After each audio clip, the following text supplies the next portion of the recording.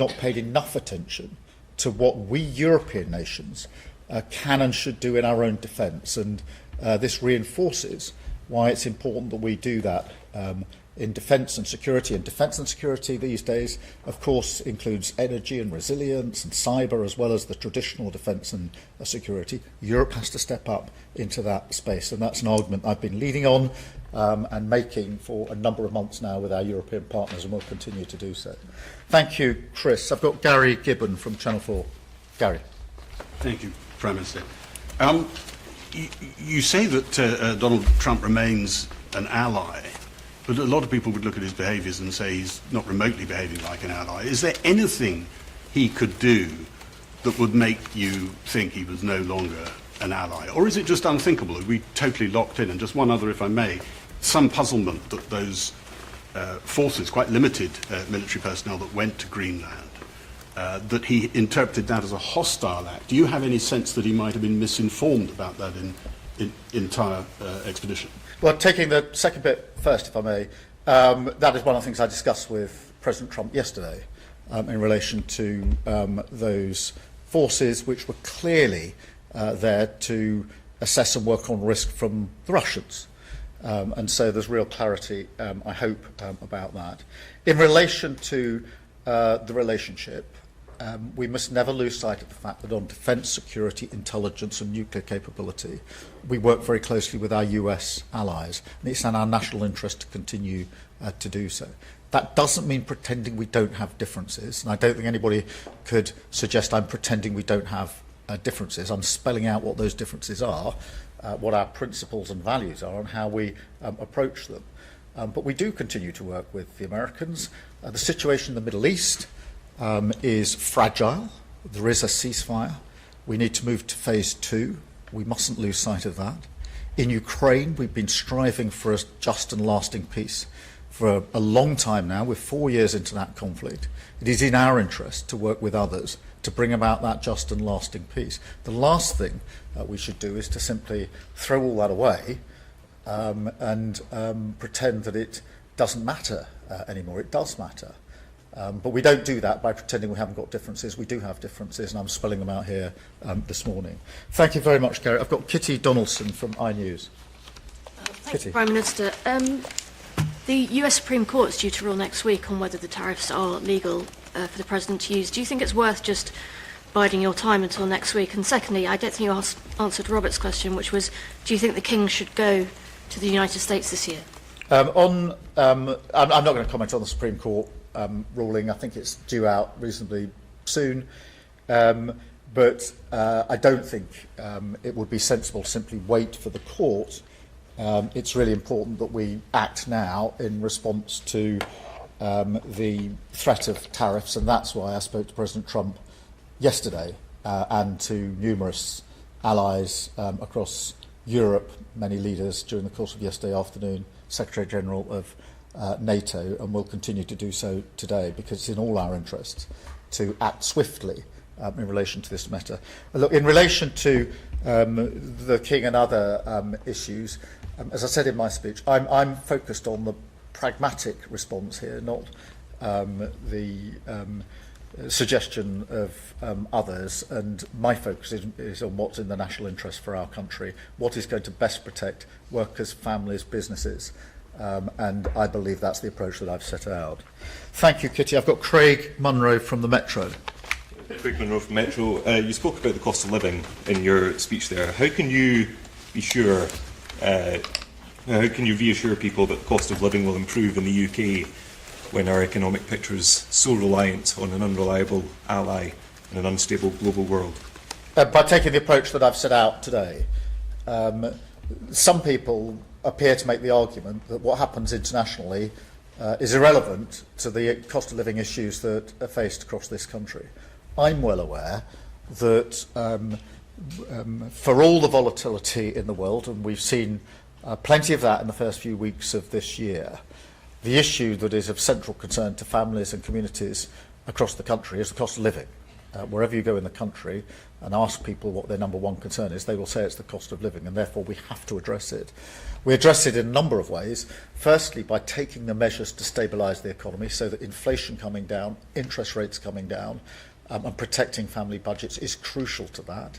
By being active where markets fail, stepping in on energy bills, rail fares, prescription charges, etc. But also by working relentlessly on matters that are international, because the impact of what's happening internationally on what's happening domestically is obvious, it's real, it's probably more direct now than it's been at any time most of us can remember, and therefore it would be to a dereliction of duty on the cost of living not to be engaged on the international stage. Thank you very much, Craig. I've got Jason Groves from the Daily Mail. Jason. Thanks, PM. Your Danish counterpart says NATO can't survive one member, the biggest, seizing the territory of another. Do you agree with her? And separately, are you willing to join the President's Board of Peace, and are you willing to pay for it? Well, look, in relation to the Danish Prime Minister, as you would have anticipated, I spoke to her on Saturday night, I spoke to her again yesterday, and made absolutely clear our position on who decides the future of Greenland and the use of tariffs, and we're completely aligned on those issues. On the question of NATO, it is in all of our interest to make sure that NATO remains strong and stable. We had a very good NATO summit last year with more members than we've had before, with more unity than many people thought we would achieve. And NATO remains the single most effective and successful military alliance the world has ever known. And so it's in all of our interests to make sure that nothing is done to weaken NATO. On the question of the Board of Peace, look, we're supportive of the measures that are being taken across the Middle East, particularly the ceasefire. I do think we need to press on to phase 2. We've indicated our willingness to play our part, and we will. And on the Board of Peace, we're talking to allies about the terms of the Board of Peace. Thank you very much, Jason. I've got Lizzie Buchan from the Daily Mirror. Thanks, Prime Minister. The head of the UN says that he believes that the US thinks its own power matters more than international law. Do you agree? And secondly, if I may, you've repeatedly promised to deliver a Hillsborough law, but the bill was pulled last night. Are you confident you can win back the support of families, and can you guarantee it becomes law before the end of the session? Yeah, thank you, Lizzie. Well, look, in relation to your first point, I've put my argument in my way, in my own words, and that's my approach, rather than sort of commentating on what others have said. On Hillsborough, as you know, I care hugely that we get this right, that we right the wrongs for very many families who've been let down, and ensure a better future for families in the future. In relation to the duty of candour, we've been clear that that matters.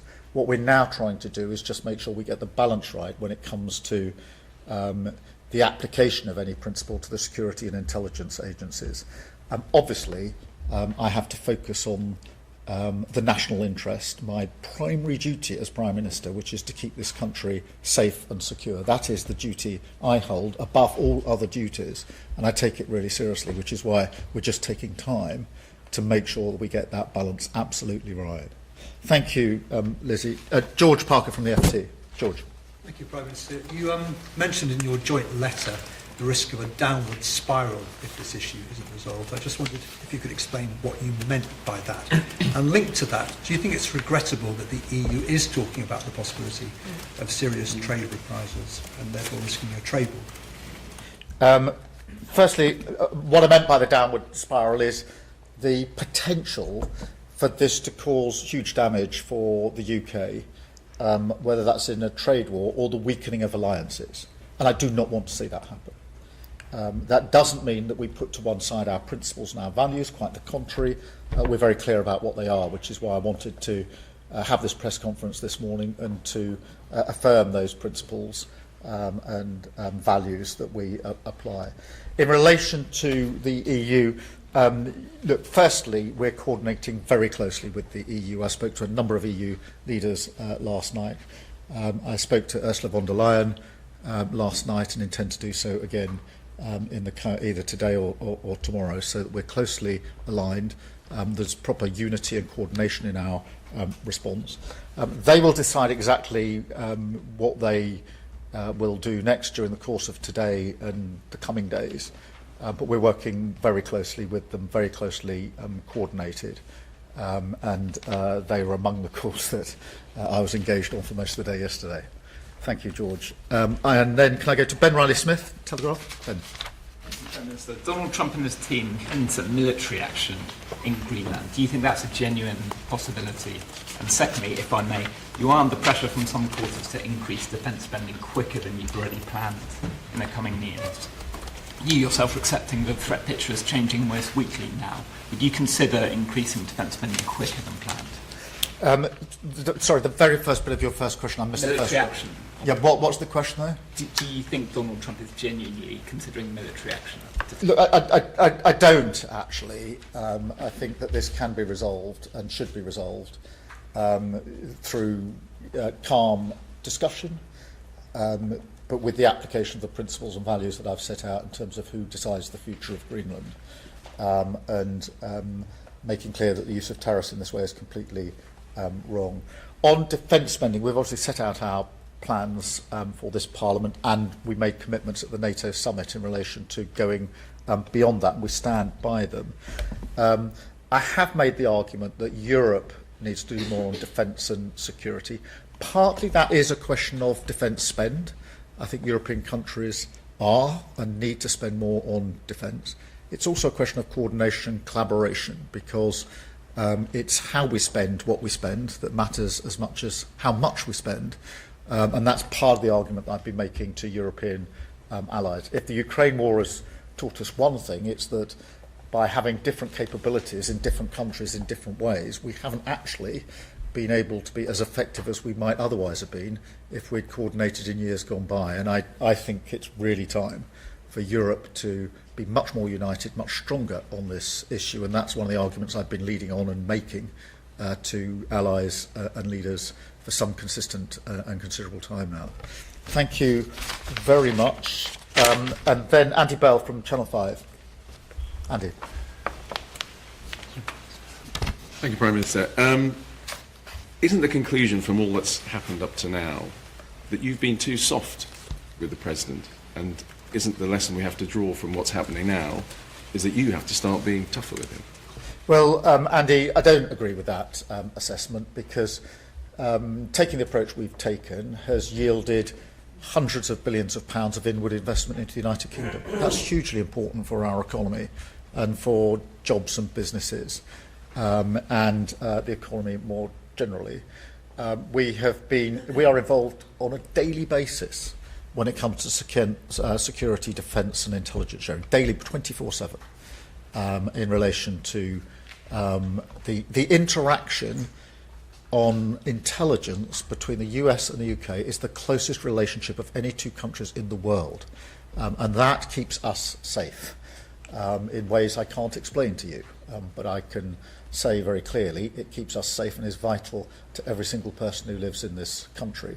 And of course, before we got to the better trading arrangements on cars, on pharmaceuticals, etc., many people were urging me not to take the approach that we did, but we did take the approach we did, and we got better trading terms. And that's why I'm taking the approach I am to this situation, to ensure that we focus on what's in our national interest. Thank you, Andy. And I've got Peter Walker from The Guardian. Thank you. Peter. It's been widely reported this morning that the Norwegian Prime Minister has received a message from President Trump, basically saying the President is peeved because he didn't get the Nobel Peace Prize. Whilst I'm sure everyone watching this will fully understand why there is a need for the UK and US to kind of keep collaboration and links so close, can you understand why some voters look at what President Trump does and says and think, are we actually serious? Can we actually get anything from him? And if I may, I know that no policy has been announced yet, but from a personal point of view, do you think it would be a good idea for social media use to be restricted for younger people? Yeah, just I completely understand why what President Trump said about tariffs over the weekend has been so badly received in this country.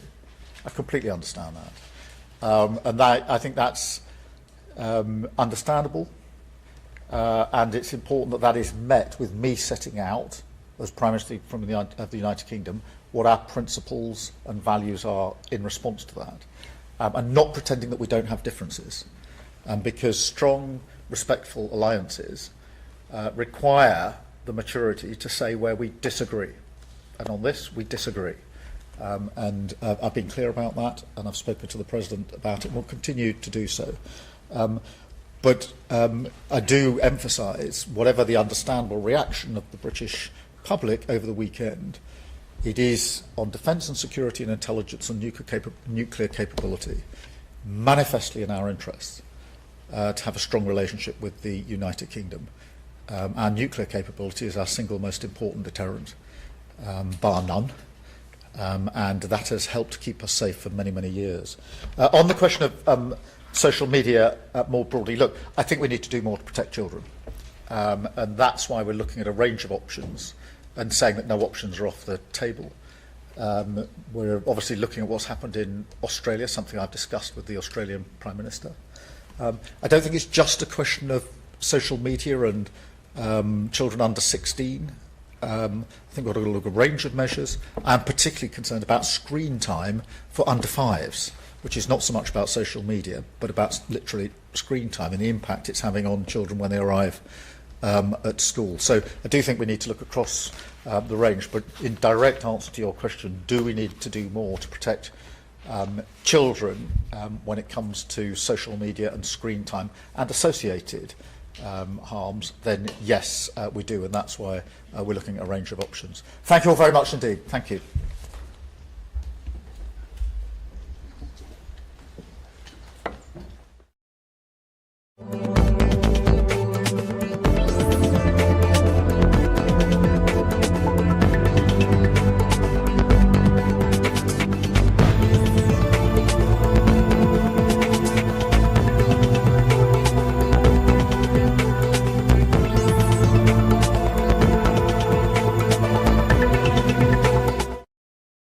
中国に対して、重ねて対話を呼びかけられてきました。一方で目に見える形での進展というのはないのかなと思っております。外交というのは時の政権の力というのが非常に大事で、